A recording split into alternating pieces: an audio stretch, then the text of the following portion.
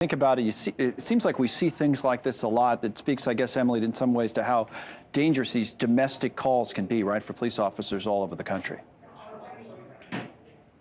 Absolutely. This certainly can be very dangerous, Connell. And a lot of people have been commenting on that throughout the day. We've been speaking with the hundreds of community members here in Burnsville that have been coming to City Hall to honor those 3 men that were killed in the line of duty. I wanted to let you know, I just wrapped up a conversation before joining your show with 2 young men that came here. They brought flowers to lay on these patrol vehicles that you see behind me.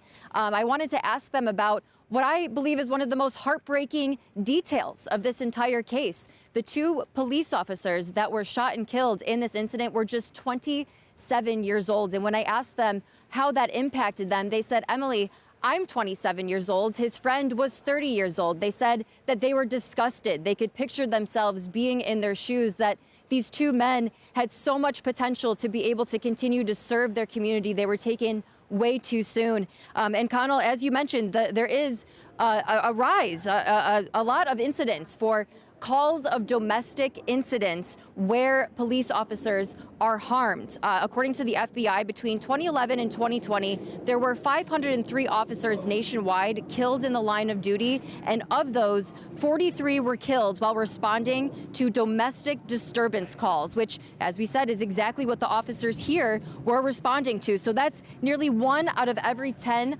officers killed in the line of duty. That happens when responding to these domestic disturbance calls. That trend has been consistent in the years after 2020 as well.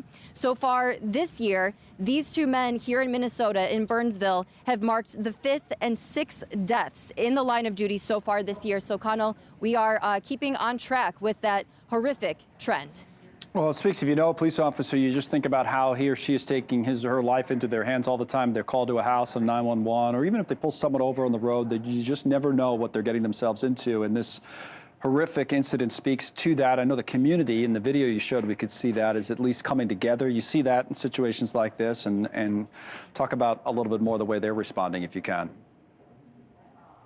Yeah, Connell, there was a vigil here at City Hall last night. There were hundreds more. There were hundreds that we saw come through today, hundreds more that all gathered here last night to be together, to support each other, held each other in tears. They were praying together, singing together, trying to make sense of a senseless crime, trying to understand how this could have happened.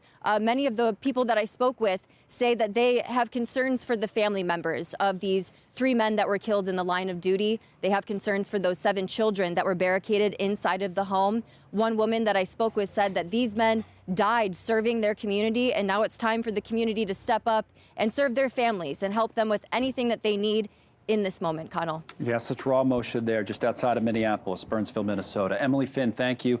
In a moment here, a judge set to decide